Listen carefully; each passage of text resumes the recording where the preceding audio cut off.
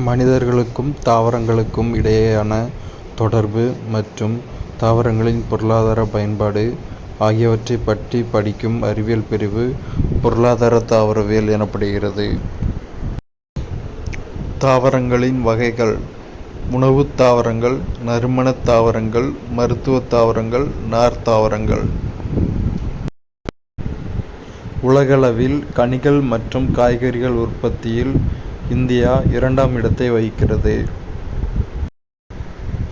உலக உணவு தினம் அக்டோபர் 16. அனைவருக்கும் உணவு பாதுகாப்பையும் சத்துணவின் தேவையையும் வலியுறுத்தி இந்நாள் கடைபிடிக்கப்படுகிறது.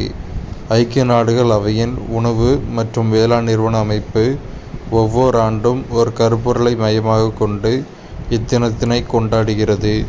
இந்த ஆண்டின்